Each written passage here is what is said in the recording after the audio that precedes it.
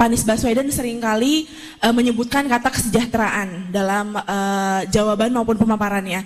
Nah Pak, kebetulan saya berasal dari keluarga dengan ayah seorang PNS. Saya ingin bertanya kepada Bapak mengenai mencapai kesejahteraan tersebut, apa yang akan Bapak lakukan sebagai presiden jika nantinya terpilih, padahal utang janji Bapak pada PNS pada saat pandemi waktu itu saja belum Bapak lunasi mengenai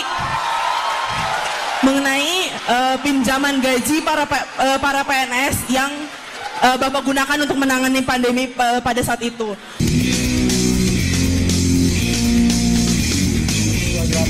Semua lagi kita dikenal yang perlu imajinasi informasi gratis tidak bayar. Subscribe. Assalamualaikum warahmatullahi wabarakatuh. Senang jumpa lagi dengan teman-teman Sobat Kicau Jelata. Teman-teman yang berbahagia, pasca putusan Mahkamah Konstitusi bahwa kampus, sekolah, lembaga pendidikan boleh menjadi tempat sosialisasi para calon pemimpin, maka Universitas Indonesia langsung menyambut putusan tersebut dengan membuat satu acara, yaitu semacam diskusi kebangsaan yang diberi judul Hendak Kemana Indonesia Kita.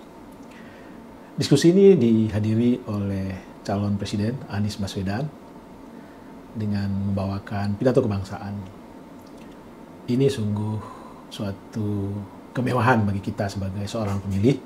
Kita tidak hanya berharap Pak Anies saja, calon-calon presiden lainnya Pak Prabowo dan Pak Ganjar Pranowo hendaknya juga bisa menghadiri undangan yang dilakukan oleh kampus dimanapun juga, atau lembaga, atau LSM, atau apapun. Karena dengan berbicara di forum-forum tersebutlah kita bisa tahu kapasitas mereka, kita bisa tahu segala macam kemampuan mereka dalam hal kepemimpinan. Dan kita juga bisa menggali apa yang mereka, para calon pemimpin bangsa tersebut akan lakukan jika mereka terpilih sebagai presiden kita. Berikut Bang Kica ingin sharing sebuah penggalan dialog di acara tersebut ketika seorang mahasiswi dari FISIP UI bertanya kepada Anies Baswedan soal kebijakan yang pernah dia ambil ketika menjadi gubernur DKI dulu. Sebuah pertanyaan yang tajam tentang pemotongan gaji ASN DKI. Bagaimana Anies menanggapinya dan bagaimana dialog berlangsung? Bang Kica ingin kita sama-sama menonton video berikut ini. Sebelumnya selamat pagi menjelang siang semuanya. Saya izin mengucapkan terima kasih terlebih dahulu atas kesempatannya untuk bertanya. Perkenalkan, saya Irma Josephine dari Ilmu Hubungan Internasional 2023. Sebelumnya dari pemaparan sampai tanya jawab oleh para panelis pada hari ini, Pak Anies Baswedan seringkali menyebutkan kata kesejahteraan dalam jawaban maupun pemaparannya. Nah Pak, kebetulan saya berasal dari keluarga dengan ayah seorang PNS. Saya ingin bertanya kepada Bapak mengenai mencapai kesejahteraan tersebut, apa yang akan Bapak lakukan sebagai presiden jika nantinya terpilih, padahal utang janji Bapak pada PNS pada saat pandemi waktu itu saja belum Bapak lunasi mengenai pinjaman gaji para PNS yang Bapak gunakan untuk menangani pandemi pada saat itu. Beberapa PNS menyatakan bahwa beberapa persen dari gaji mereka belum dikembalikan oleh Bapak. Jadi bagaimana pertanggungjawaban Bapak nantinya untuk hal tersebut dan untuk kesejahteraan Indonesia ke depannya? Terima kasih. Namanya Septi ya, Septi. Terima kasih atas pertanyaan itu. Saya ingin ceritakan bagi yang tidak tahu konteksnya tentang pertanyaan gaji ASN PNS yang ditahan. Bicara kesejahteraan, bicara ini. Saya ingin sampaikan, ketika terjadi pandemi, maka pemerintah daerah, termasuk pemerintah pusat, harus melakukan penggeseran anggaran. Untuk apa? Untuk membantu penanganan COVID. Dua aspek. Aspek kesehatan dan aspek jaminan sosial. Kenapa jaminan sosial? Karena warga diminta untuk di rumah. Dengan warga diminta untuk di rumah, maka mereka tidak bisa banyak sekali warga yang tidak punya pendapat rutin. Mereka yang pendapatannya harian otomatis hilang. pendapatannya. Yang pendapatannya bulanan, mereka masih bisa mengandalkan gaji, pekerjaannya masih dipertahankan. Ya. Nah, di Jakarta, jumlah penerima bantuan sosial di Jakarta itu jumlahnya 900.000 yang normal. Ketika terjadi pandemi, maka tukang bakso tidak jualan, kaki lima tidak jualan, tidak jualan, semua itu berada di rumah yang asalnya 900.000 yang harus ditanggung oleh pemerintah karena berada di dalam posisi tidak punya pendapatan yang cukup, itu meningkat angkanya sampai sekitar 3,3 juta keluarga. 900.000 itu keluarga. Maaf. 1,6 juta, 1,6 juta yang harus ditangani. Saya coba cek datanya sebentar ya, supaya tidak keliru.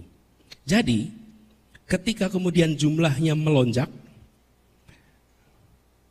saya beritahu angka ini karena bergeser. Kalau nggak salah di awal itu 2,4, sesudah itu menjadi 1,6. Karena kemudian ada penyesuaian terkait dengan perubahan kondisi mereka. Nah, Anda bayangkan, ketika bantuan sosial yang 900.000 itu, 900.000 keluarga terima, lalu berubah menjadi 2,4 juta yang harus terima.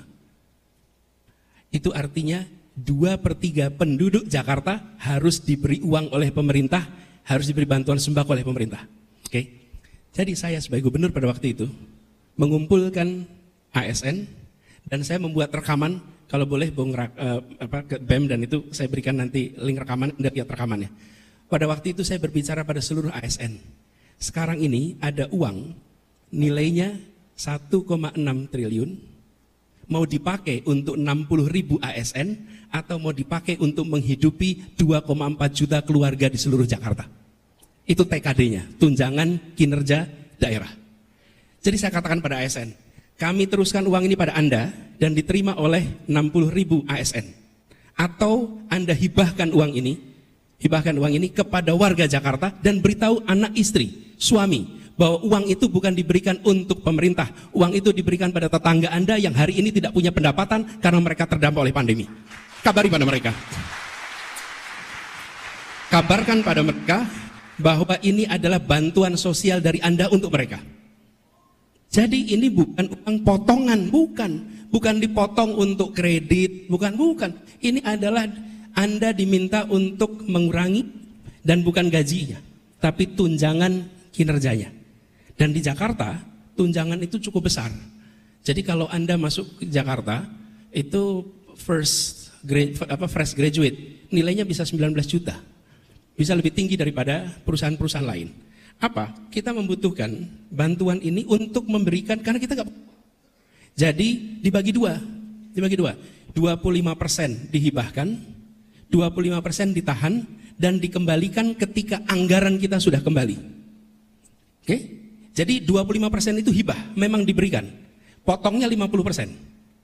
Lalu 25% langsung tidak dikembalikan, 25% dikembalikan. Nah, jadi pemotongan itu bukan pemotongan untuk beli alat kesehatan, bukan pemotongan untuk vaksin, itu pemotongan jadi beras, yang menjadi gula, yang menjadi sembako bagi tetangga-tetangga para ASN yang ada di Jakarta. Itu sebabnya di awal, Prof. Haji, di awal ASN itu menolak ketika mendengar kabar pemotongan, karena mereka terbiasa pemotongan untuk aktivitas-aktivitas macam-macam. Setelah dijelaskan bahwa ini langsung untuk sembako, saya katakan pada mereka, lihat dada Anda, di situ ada tulisan abdi negara, jalankan tugas sebagai abdi negara, berikan 50% itu karena Anda adalah yang terdepan untuk merawat Indonesia kita. Oke? Nah, 25% harus dikembalikan. Kapan dikembalikannya? Ketika APB DKI Jakarta sudah kembali. Kenapa? APBD kita 80 triliun, kontraksi, kehilangan tinggal 48%, kehilangan 52%. Anda bayangin, tidak pernah ada dalam sejarah. Dan saya merasa bersyukur sekali, Tuhan mentakdirkan saya menjadi pemimpin di Pemprov DKI Jakarta ketika menghadapi hantaman yang luar biasa itu. Itu pengalaman menghadapi sebuah krisis yang beyond imagination. Kalau Anda, Pak Rektor, Pak Dekan menerima atau hilang 50%, apa yang dikerjakan coba? 50% hilang coba. Saya bersyukur Tuhan mentakdirkan itu. Dan ini adalah bentuk-bentuk kekayaan pengalaman. Dan sekarang pelan-pelan uang itu harus dikembalikan. Karena hilangnya itu banyak, bayangkan 80 triliun, kehilangan 52%, pelan-pelan itu kembali.